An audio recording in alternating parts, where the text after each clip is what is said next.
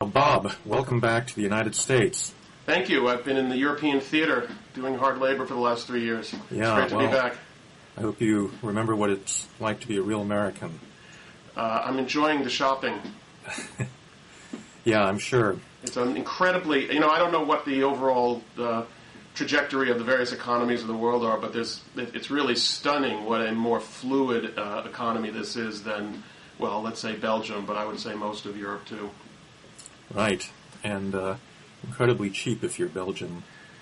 Yeah, I wish that I'd been paid in euros, but unfortunately I was paid in dollars. But anyway, it's really easy to get things here, much easier than the sort of traditional constraints on purchases in Europe compared to here is really striking. Mm-hmm. Mm-hmm. Well, I think we should talk about the state of the world. One of the issues that I think is worth discussing a little bit, it was raised in your last book, which is the following question: everybody seems to think that we are moving towards a more genuinely multipolar world after this period when the United States was hegemonic over the last two administrations.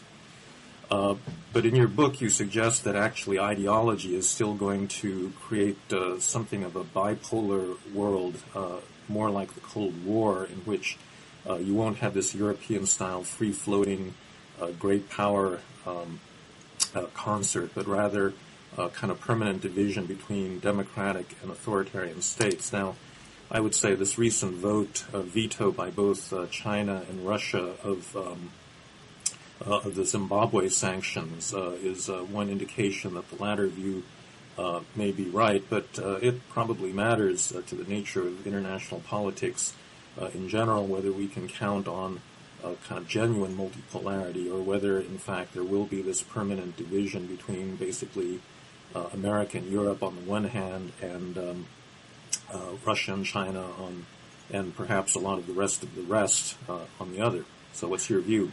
Well, let me just, make the story a little bit more complicated because I don't think we're going back to a Cold War situation of sort of strict ideological bipolarity. I mean, we clearly we've got two things going on at least, and one is the rise of great powers, and I wouldn't say we're in a genuinely multipolar world because the United States is still clearly very far ahead of the next competitor. But you do have clearly the rise of other great powers, which creates its own dynamic and a very traditional, I would say, great power competition, which you see playing out in all kinds of places like Georgia, between China and India and the Indian Ocean, and between Japan and China, even if they're in reasonably friendly mode at the moment.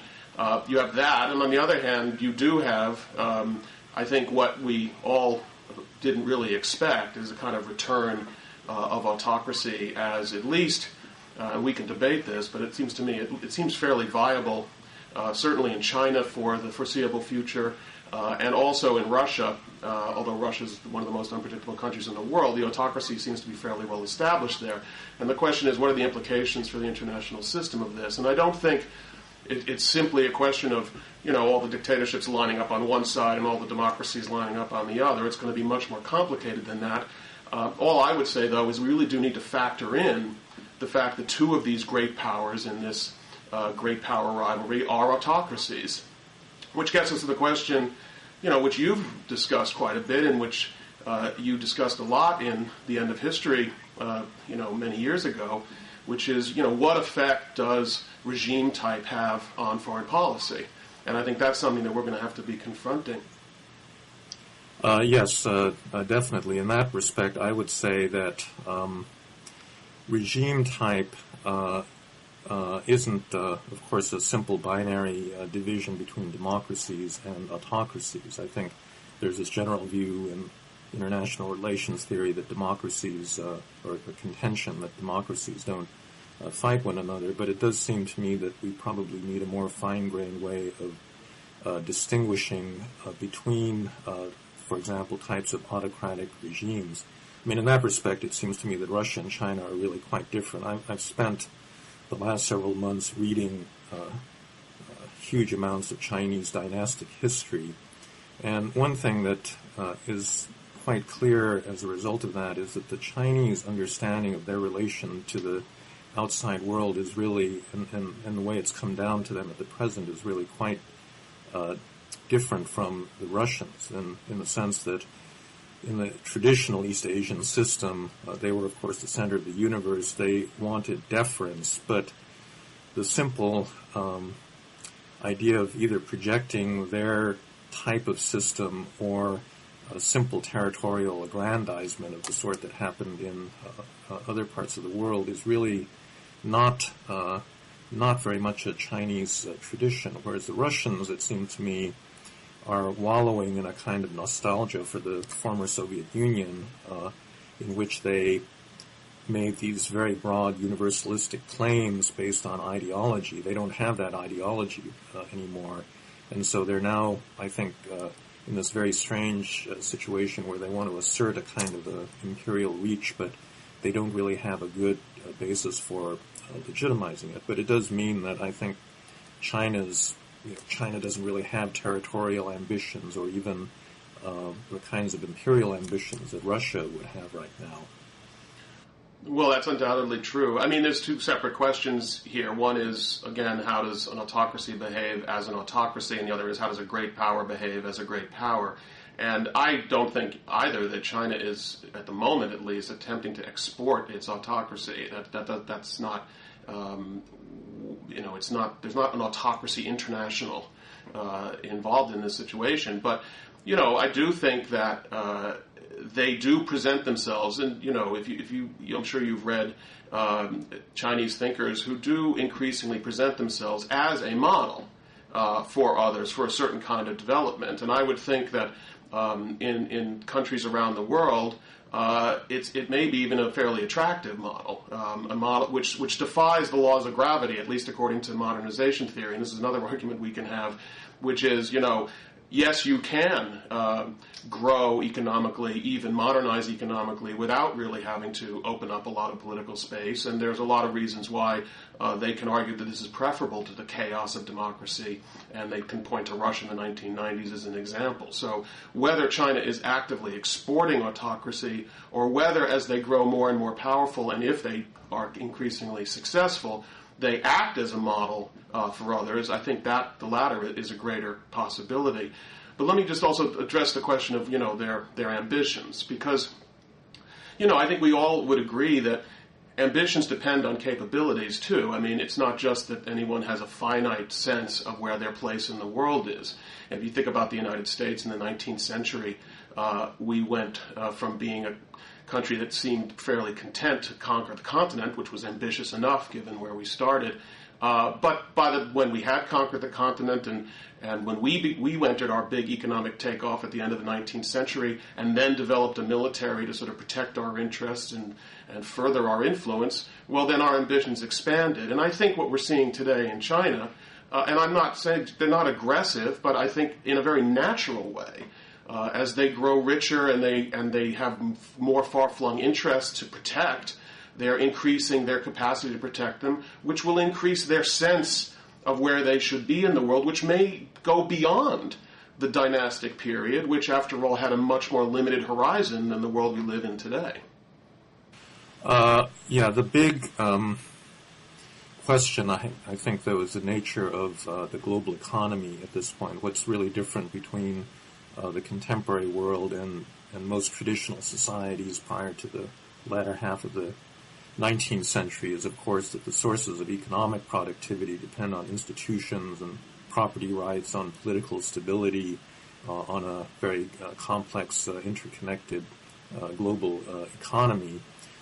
And the Chinese seem to appreciate that, very substantially, because at least with regard to economic rules of the game, they've been extremely eager to sign up to whatever is necessary to promote their own national development. And it's a little bit hard for me to see that at some later stage of economic growth that they're all going to say, oh, well, never mind, we actually want to go back to this old world where we're simply going to grab things regardless of what this does to undermine the institutional basis of our economic development. Now, that's one issue, but I would say what the further interesting question that's raised by, for example, the global rise in commodity prices led by energy is whether we are actually entering a much more Malthusian period in world history in which the assumptions that economic wealth comes from stable institutions and ever-increasing productivity based on technological growth may actually be superseded by a period in which countries feel like they are in a more zero-sum competition with each other over control of access to not just energy but other kinds of agricultural commodities, water, things of that sort. And I think that issue about what the nature of the future sources of economic productivity is going to be is actually a much more important one determining China's behavior than any particular Chinese ambitions. Because if you're in the more Malthusian world, it seems to me that really does undercut a lot of the basis for democracy, which is based on inequality, based on shared growth. And if you can't take that for granted, then in fact you're living in a very traditional world that we haven't seen in a couple hundred years. Well, I think that's right. The only thing I guess it's a fundamental question. I just hesitate to view nations as first and foremost as economic maximizers. I just think that's not the way human beings are, and it's also not the way nations are. Yes, they want to try to enrich themselves and create security and well-being as a result of that, which can lead in the direction that you just talked about.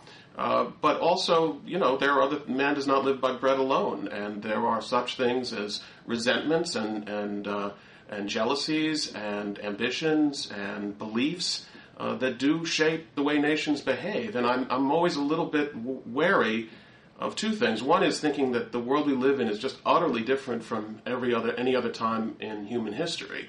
1989 was a turning point, but how much of a turning point was it for human nature is a question. And well, no, but I don't think it's a question of human nature. I mean, let's not talk on this level of abstraction about.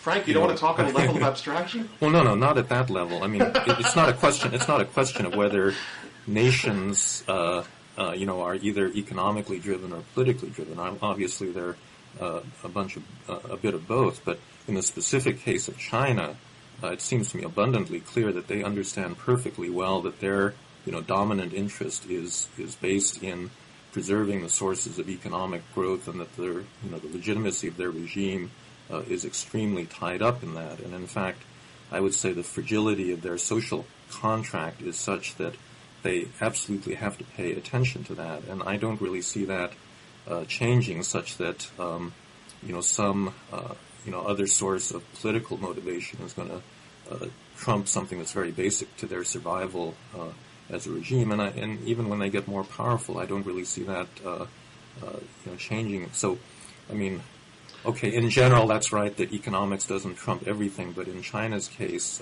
I think that what would really change it again is if, in fact, we are living in a very different kind of economic world. And part of the argument is not that everything changed in 1989, but certainly things have changed very much in the 20th century, where, the acquisition of territory for its own sake, which was the mainstay of classical international relations and balance of power politics, simply gave way to a recognition by developed powers that the real source of power was through promoting economic growth. So again, sorry, when did that transition occur?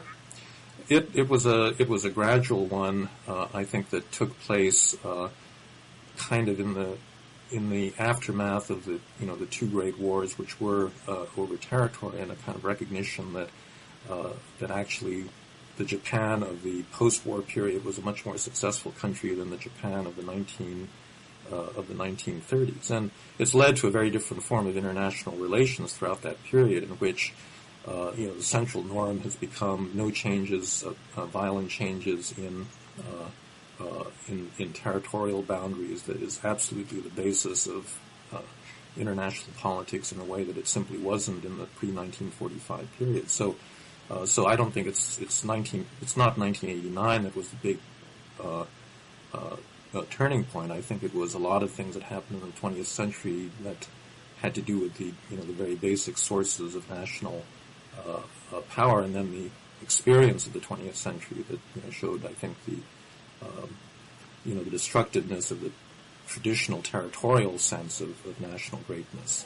Well, I think that's probably true. I would just caution that, we need to be careful whether there's been a human learning process, which is first of all not reversible, but second of all is not dependent on structural realities, by which I mean how much of this is a learned behavior on the part of human beings and how much of it was first the sort of rigid bipolar structure of the Cold War and then the brief period of U.S. dominance, which is now moving into this situation of great power competition again. It's possible, I think you would have to agree, that some of these experiences could be unlearned. But I'm not talking about whether China is trying to expand its territory.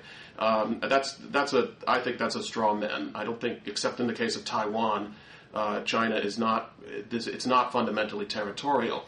But territorial conflict is not the only cause of conflict, and historically, the truism of great power competition, emerging powers versus already emerged powers, that is frequently has little to do with territory, but just a lot to do with perceptions of security, perceptions of ambition, perceptions of one's place in the world, which I think we are dealing with now in the case of China. And China is not doing what, if it were as strictly concerned with its economic well-being as you suggest, I don't think it would be engaging in the modest but nevertheless substantial economic buildup that it is engaged in, which is unnerving its neighbors in the United States. Whether it's fair or not, it is unnerving them. I don't see why that's in China's economic interest.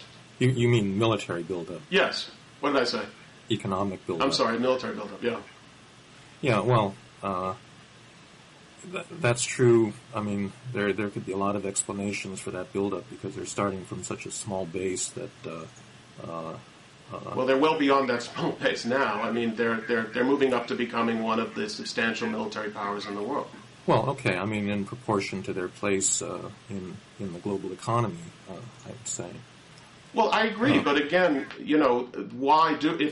is creating problems for them, which they're acutely aware of. In fact, they are, until recently at least, they've been bending over backwards to try to say, don't worry about, pay no attention to the apparent rising military power of China because we're not a problem for anyone. But the fact is, they are creating countervailing reactions to some extent in the region and with the United States. And I would think that if they had nothing, on their mind other than maintaining economic stability and dealing with the complicated social contract that you talk about, this wouldn't be the time to do that. But I think, on the contrary, they do have a sense of their place in the world, which is very much wrapped up with a great power sensibility, which produces a desire for greater military capacity. Yeah, I guess the thing is, I just don't think there's such a thing as a generic great power sensibility. I think that is a kind of product of a reading of a certain, definite period of European history when there was a European sense of what it meant to be a European great power, and I just don't think that's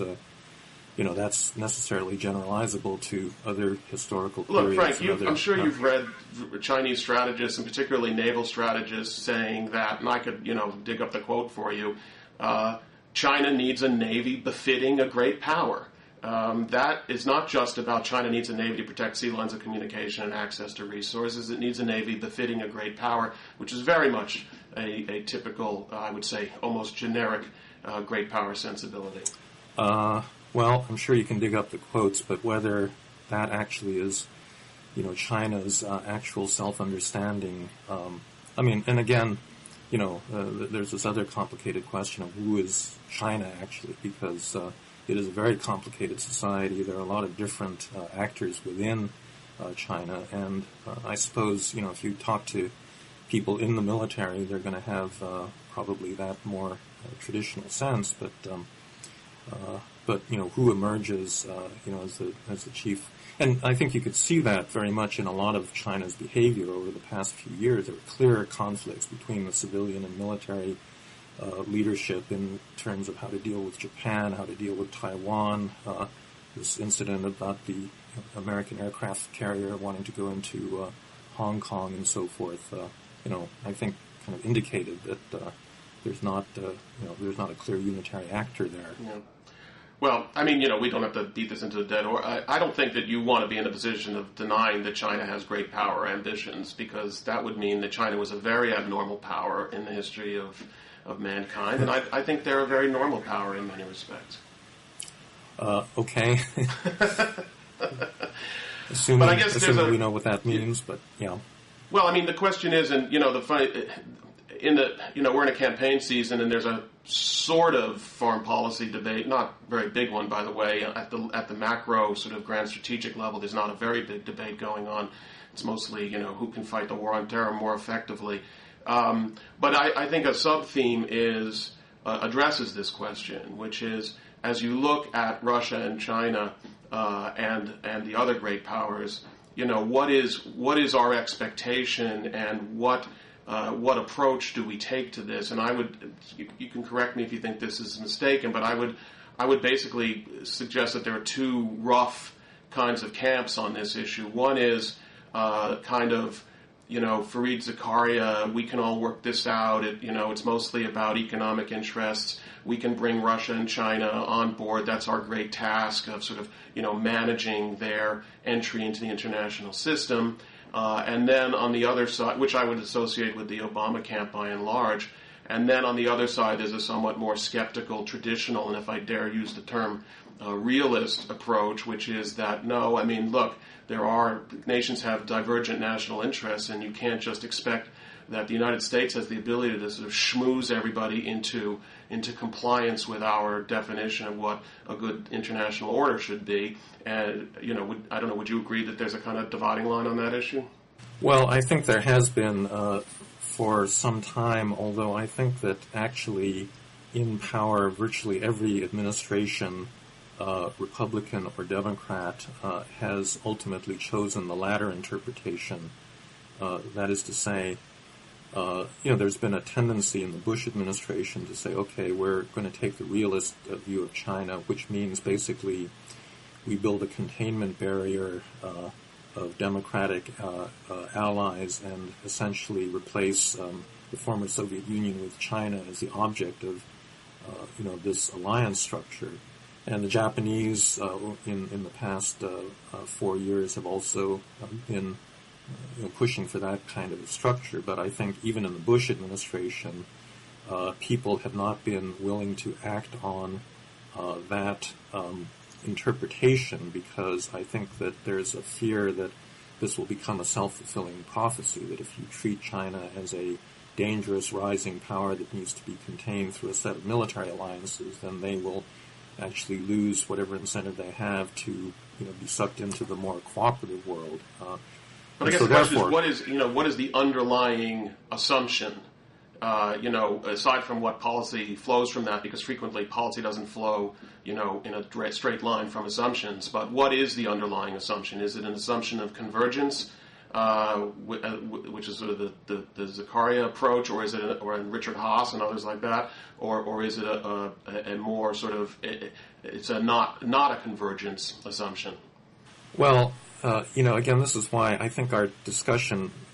My assertion that we don't actually have a clear understanding of what it means to be a traditional great power is quite important, because I would say that traditional great powers in 19th century Europe actually were willing to constrain themselves by all sorts of international norms. You had a very complex, degree of international cooperation and agreement, even as countries competed and jockeyed for power. And so I think even if you say, well, China is becoming a traditional great power, that doesn't mean that they won't find it in their self-interest to, for example, accept more global rules on how you treat investments in developing countries regarding labor standards, human rights, other issues like that. And that just seems to me a matter of self-interest. Well, I mean, talking about the 19th century, I sometimes think that the wonderful harmony of the 19th century is overstated. But look, that the great challenge of the 19th century was the rise of Germany, and I would have to say that the challenge was not met by the concert of Europe to the extent that it still existed at that point. And that, it's easier to manage these situations when you don't have these kinds of challenges. But what happens when you do? Bob, what's the lesson of 1914? It's precisely that Britain and France made the mistake of treating Germany as a dangerous rising power, interpreting the Navy as a clear sign of imperial ambition, and then polarizing Europe into basically a pro and anti-German camp. And I just think that that's exactly the analogy I think of right now that we have to avoid. Well, that's frightening to me that you think that's the cause of the War of 1914. That's really that is a huge difference between us then, because I think the historians have proven beyond any shadow of a doubt that kind of Keynesian interpretation of the origins of the war,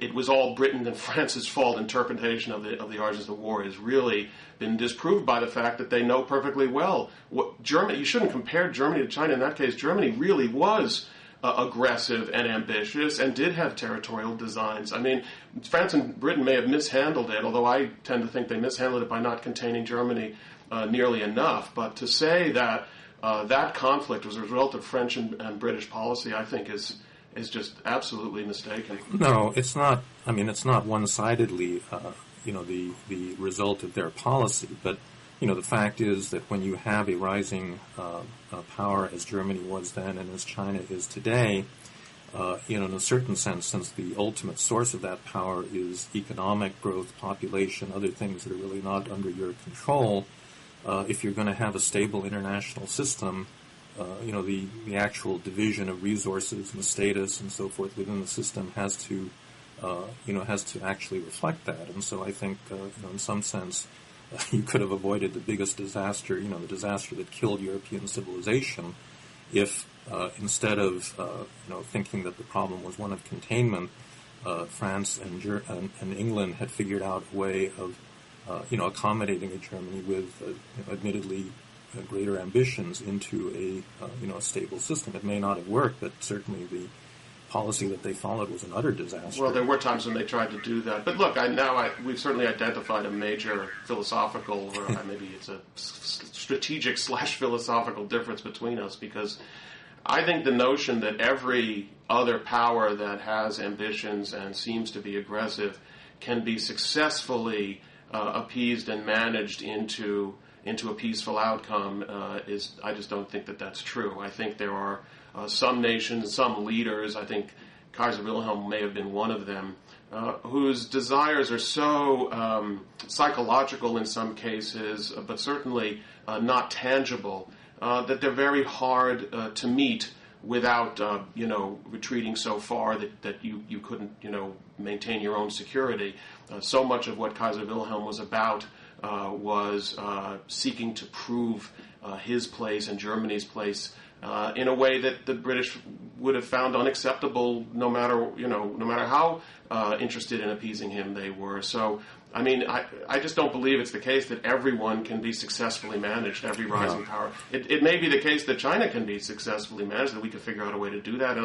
But I don't think you should want to put a kind of analogy between China and the Kaiser's Germany. Well, I don't know. I think it's a very appropriate one.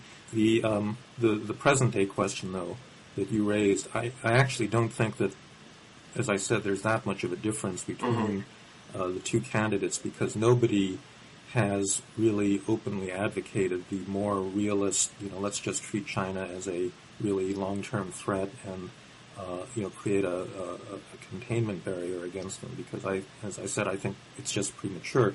I myself would be the first advocate of this under certain circumstances if Chinese behavior demonstrated the kind of, overt aggressiveness that the Soviet Union did that merited that kind of response. But I do think that once in power, as I said, every administration, Democrat or Republican, has decided that, in fact, things were not that bad, and that as long as there was a chance of actually trying to incorporate China into a more even-handed normative order, you ought to try it. And, if it works, great. If it doesn't, then you can always fall back on the other strategy.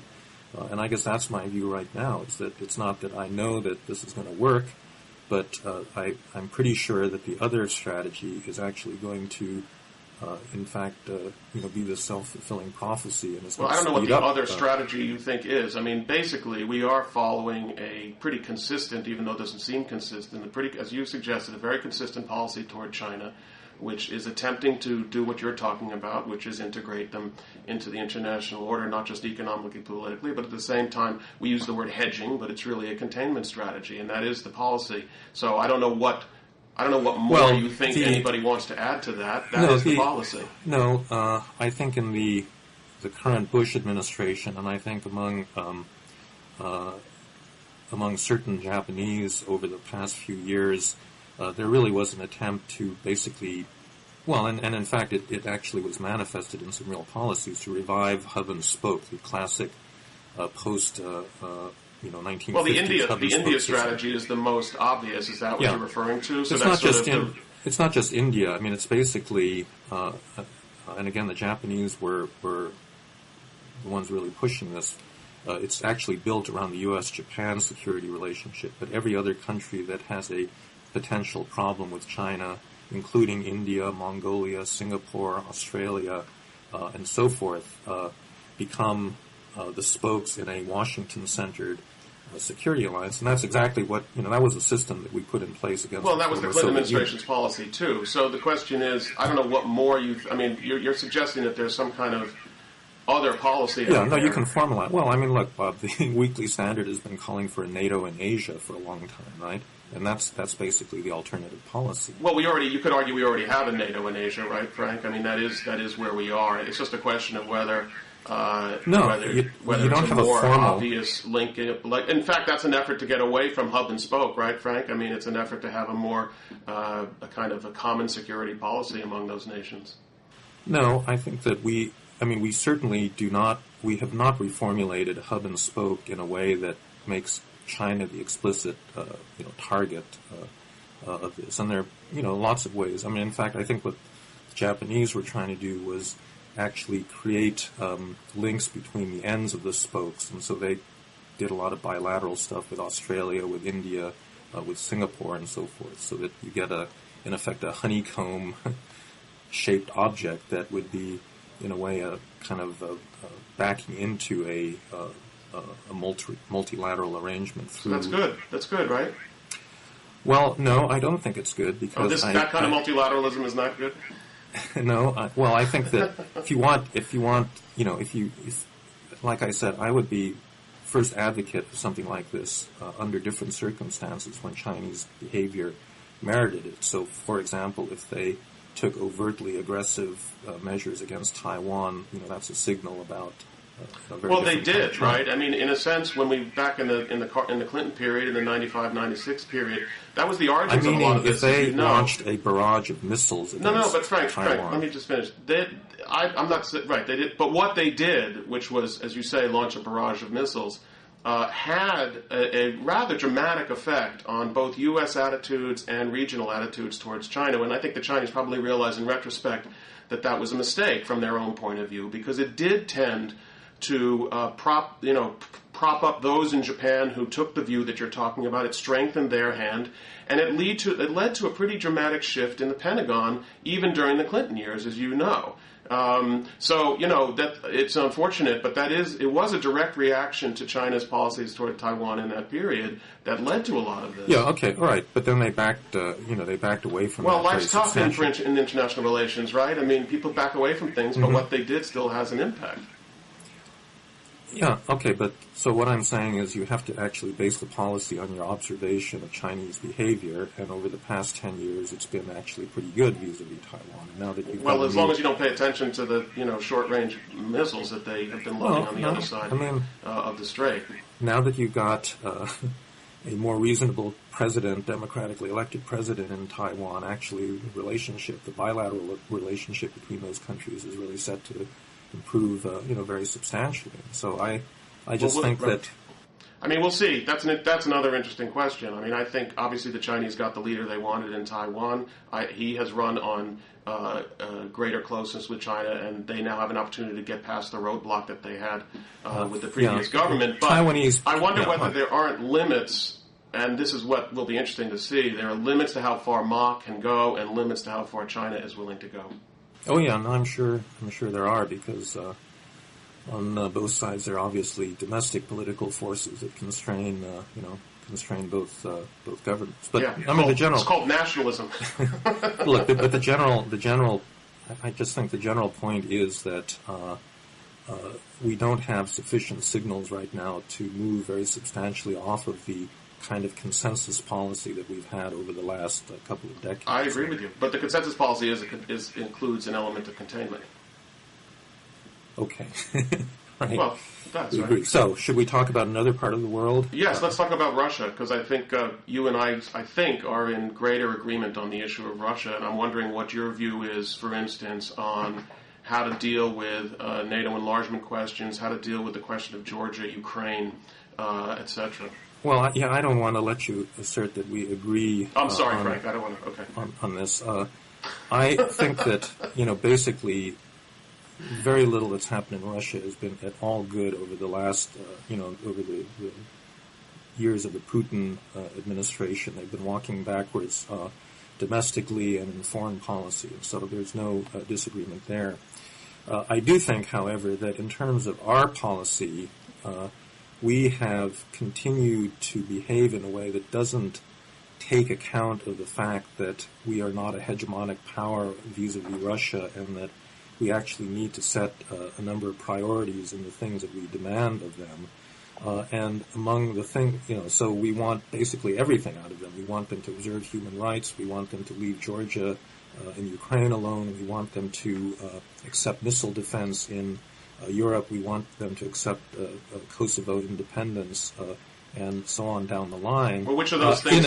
In addition to which, we also want them to help us strong-arm the Iranians into cutting back their nuclear program. And I think one of the big problems in our relationship with them is that, reflecting their rising power, we have not been able to, in the least bit, prioritize the things that we actually want out of Russia. And we've not been willing to treat them as a great power where we actually have to do a deal with them and give them some of the things that we don't necessarily want to give them, but they want. Which of those things do you want to give them? I would give. I think Kosovo independence and missile defense are the two first things that I would have dropped off of our list.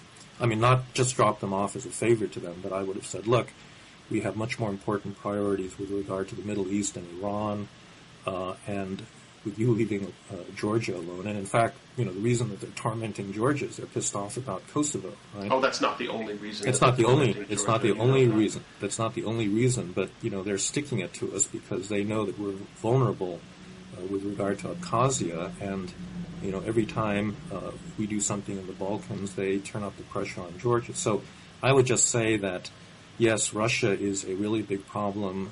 They've got this great power nostalgia. But if you're dealing in a great power world, you have to actually realize that you gotta cut deals. And I just don't think that we've really been in. We've thought seriously about what kind of a long-term deal you could do with them. And again, we're back to our fundamental disagreement, which is it's not obvious to me that there is a long-term. We can figure out ways to manage our differences, but I'm skeptical that there is a long-term deal that we can both live with. I mean, do you think, by the way, in getting back to the campaign a little bit, that Obama was opposed to Kosovo independence? I don't actually know what his position on Kosovo was. Uh-huh. I mean, do you think as president he would be the kind of leader who would do what you're saying and not recognize Kosovo independence in a situation like that as part of working out a better relationship with Russia? Yeah, frankly, that kind of a deal is something that a more Nixon-type Republican is more likely to do because, when you get into human rights and other kinds of issues, democracy issues, it's not clear. I mean, how the parties line up is not always so clear. But it's true that there hasn't been really a coming to terms, I think, seriously with this set of issues by either of the candidates. I mean, what in your view, what's McCain's policy? I mean, what? Well, I think he's been pretty. I'd say he's been much more. Well, just because these are issues he's been talking about for years, but I think he's much more.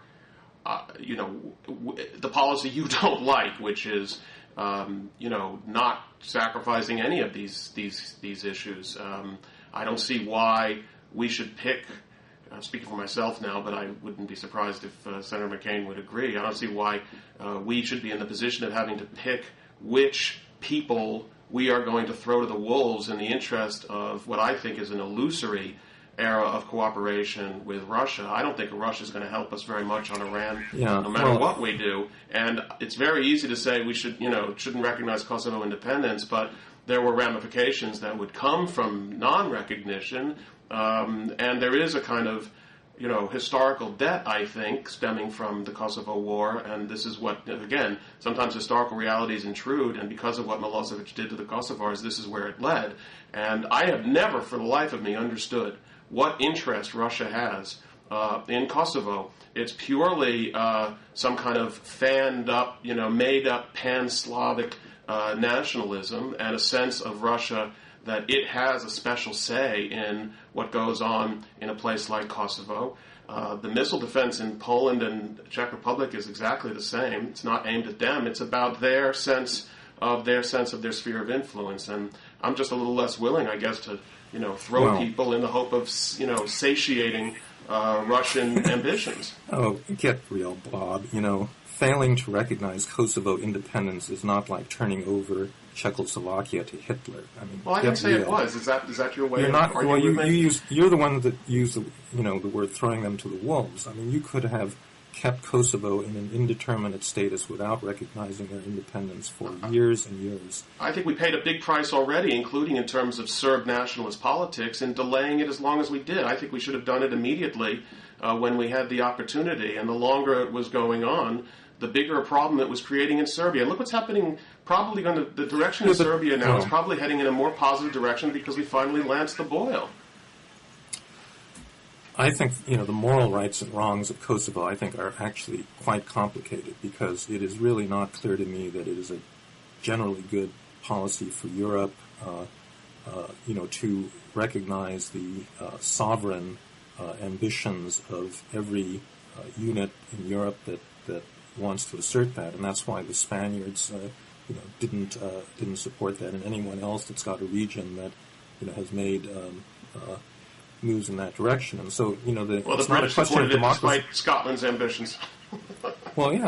Precisely. I mean, it's not obvious that fully sovereign Scotland is going to be better for the Scots, or right. But this is Kosovo. I think you would agree has a special history. It's not just about a desire for self-determination. It's also a history of bloodshed, which led to this outcome.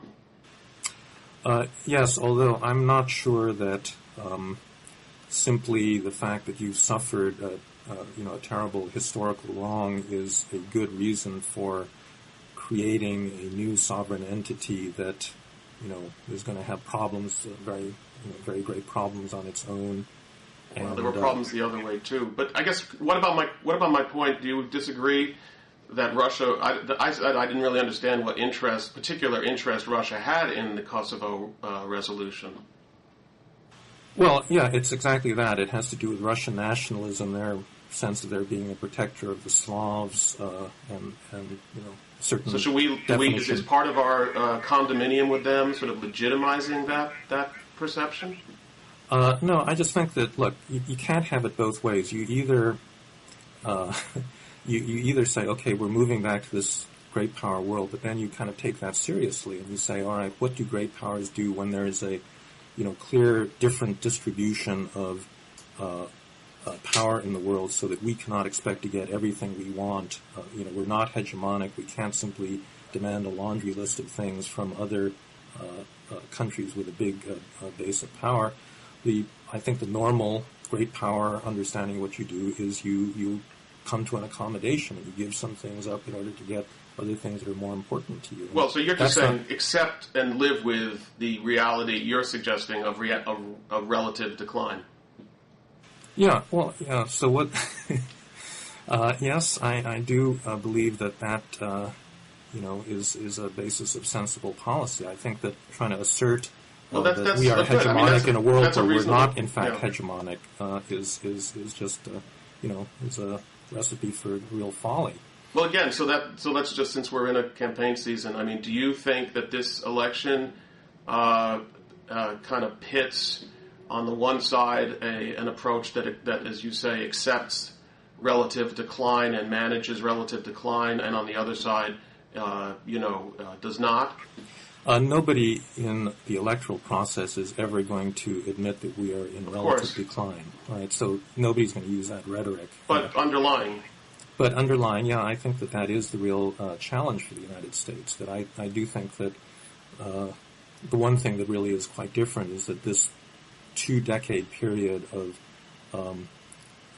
American hegemony is, for a number of different reasons, coming to an end. And I really don't see fundamental forces out there, and certainly not just the willpower of an American administration that is fundamentally going to alter the shift in resources, in purchasing power, in military power, and a lot of other categories of power that is currently underway. And so therefore the issue is, what do? Do you stamp your feet and say, no, this can't possibly happen? We still want all the rights and privileges we had when we were the dominant power, or do you figure out, how to live in this new world? And I think that, a sensible policy has to be based on making an adjustment to a change in the empirical reality of the world. Right, and you've said that you're supporting Barack Obama, so does that mean that you think he'll be better at managing relative decline than McCain would be? Yes, I do, actually, because I think that one thing that the Iraq War has made clear to me is that, first of all, the exercise of American power in itself in a period when we thought we were hegemonic can be, pretty dangerous and have a lot of consequences, not in terms of, this is not an argument over whether we've got bad intentions or don't want to do the right thing, but simply, I think that that quick resort to force that was characteristic not just of the Bush administration, but I think also the Clinton administration, really needs to be rethought. And I think Obama is more likely to rethink that than McCain is, who just seems to me in a very traditional, mode of seeing military force as one clear trump card that we've got in a lot of situations. So that is a reason, I think, for... I guess when I hear about this period of hegemony that we were supposed to be in, weren't there past periods in our history, including our recent history, when, we were in just as much difficulty as you suggest we are now? If you look at America between 1968 and 1974... wasn't our power at least as limited, if not more limited, by a variety of factors, both foreign and domestic, including our ability? Has there really been such a dramatic change in your view? Well, I think it's right that we, one of the big problems of this so-called period of hegemony is that we actually didn't have as much power as we thought we did. And this applies both to Clinton and to Bush. Clinton did it in the economic realm with the Washington Consensus and, belief in a certain set of economic institutions as a kind of universal pattern. Bush did it more in the security realm, and I think in both of those cases we didn't understand that there were really big limits to, in either case, how much we could reshape the world in a way that, that we wanted to. So that's right in principle, but I think, one of the lessons of that is that even if we were as hegemonic as we thought we were, we still need to adjust policy, but all the more so when the empirical reality of the world is different. In general, I feel like we are overstating our alleged past hegemony compared to today and understating our present power, partly because of we just went through we've been going through a war that was not successful until recently, and that does tend to have an effect on perceptions. But I'm not sure that by any normal measure of things, the kinds of measures we used to use, share of the global economy, military capability, that the United States isn't still remain in a unique position in the world. And I'm not sure, even though there are rising great powers, that now I'm worried that the pendulum is going to swing from what you, I think, correctly suggest was an overestimation of our capacity post-Cold War under both Clinton and Bush, now perhaps to an underestimation of our capacity because of the Iraq experience. Well, that may be. We'll have to see in the specific cases. As I said, there are other things that really need to be rethought, because I think that in many respects the kinds of economic policies that we were pushing in the 1990s actually had, in some cases they worked, but in many cases they were abject failures, and in other cases they actually, led to pretty, to bad results. And unlike the Bush people, who are now being held fully accountable for those, in a way, mistakes of arrogance, I don't think the earlier, set of policymakers really has been held as fully accountable. Yeah.